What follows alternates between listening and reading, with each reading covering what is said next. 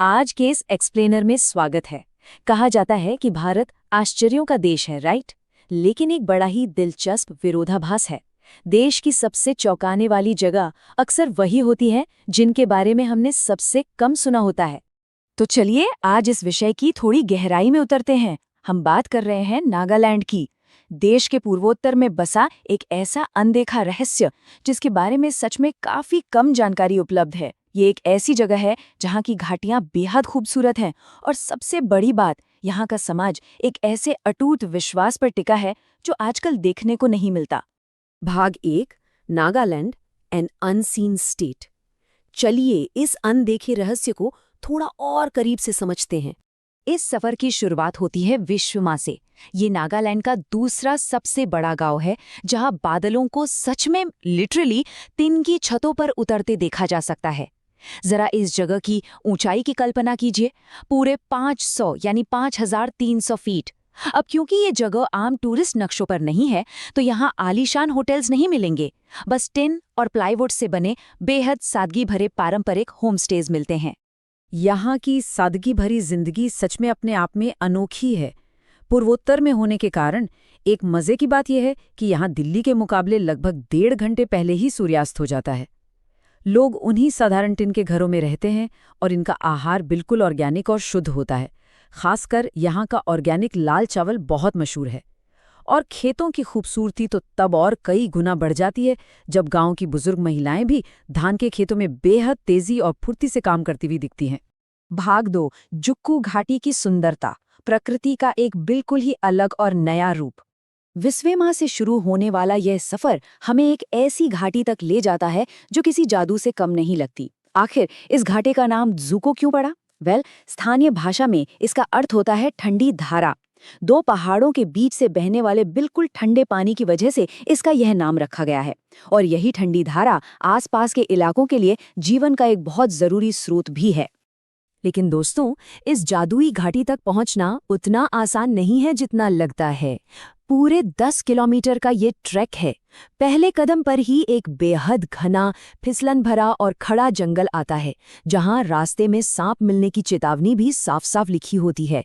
उसके बाद आता है स्टेप 2, लगभग 3 घंटे की मुश्किल चढ़ाई के बाद बेस कैंप तक पहुंचना। और आखिर में स्टेप 3, प्रवेश होता है उस हरी भरी घाटी में जो 8000 फीट की ऊंचाई पर स्थित है और जहां एक भी पेड़ नहीं है। और इस 8000 फीट की हैरतअंगेज ऊंचाई पर पूरी तरह से एक अलग ही दुनिया बसी हुई है। चूंकि इस वैली में पेड़ नहीं है, इसलिए पहाड़ों के घुमाव और गहराई बिल्कुल साफ दिखते हैं। ये देखने में बिल्कुल किसी खूबसूरत ग्रीन कॉटन कैंडी जैसा लगता है। इस पूरे नज़ारे के बीच में खिले हुए पीले और वायलेट फूल और कहीं कहीं लगे हुए क्रिश्चियन क्रॉस इस जगह की सुंदरता और शांति को बेहद बढ़ा देते हैं। भाग 3, अनोखा भोजन और संस्कृति। अब चलते हैं यहाँ के दिलचस्प लोकल कल्चर की तरफ। अब जरा ध्यान दीजिएगा क्योंकि इस एक्सप्लेनर का ये हिस्सा बड़ा ही इंटरेस्टिंग है।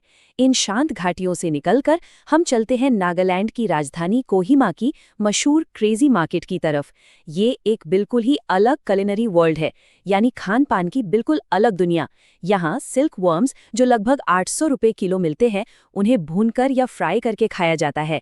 स्नेल्स यानी घोंगे उनके कड़े शेल के अंदर से चूस कर खाए जाते हैं। यहाँ तक कि जिंदा मेंढक और अलग अलग तरह के कीड़े मकोड़े भी अवेलेबल होते हैं जिन्हें बॉयल करके या फ्राई करके खाया जाता है। ये वाकई एक बिल्कुल नया अनुभव है।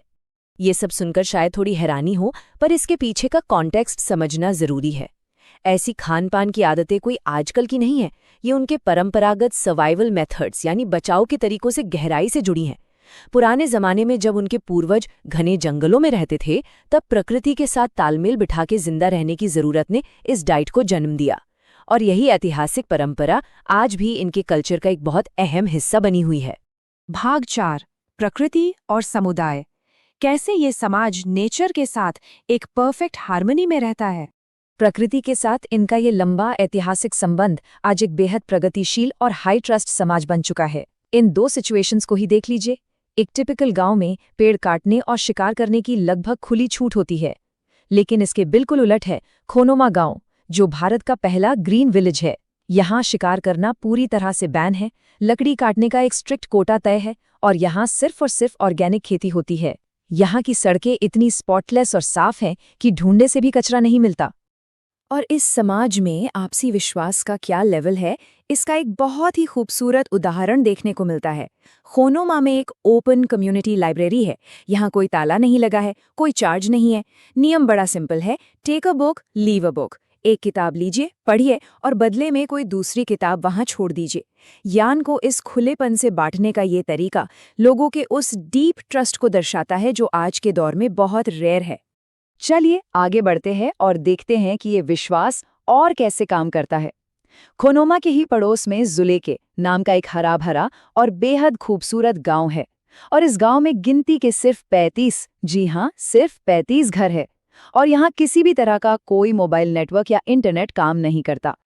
लेकिन नेटवर्क ना होने का मतलब ये नहीं कि ये जगह पिछड़ी हुई है। असल में इस एक्सप्लेनर का सबसे चौंकाने वाला हिस्सा यही है। यहाँ होती हैं सेल्फ पेमेंट शॉप्स, यानी ऐसी दुकानें जहाँ कोई दुकानदार मौजूद ही नहीं होता। यहाँ खरीदार आते हैं, सामान लेते हैं और एक कैश बॉक्स में पैसे डालकर चले जाते हैं।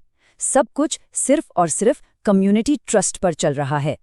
इन दुकानों का मैकेनिज्म बिल्कुल सिंपल है। वहाँ दुकान पर कोई इंसान नहीं होता। जूसेस या सब्जियों पर प्राइस टैग्स लगे होते हैं। सामान खरीदने वाला अपना हिसाब खुद लगाता है और कैश को सीधे खुले डब्बे में डाल देता है। मजे की बात तो ये है कि वहाँ छुट्टा देने वाला कोई नहीं होता। तो अगर 15 रुपए का जूस लिया और 20 रुपए का नोट डाला तो बाकी बचे 5 रुपए खुशी खुशी वहाँ एक छोटी सी टिप बन जाते हैं। भाग 5, बदला हुआ नजरिया। इस चर्चा के आखिरी हिस्से पर एक नजर डालते हैं।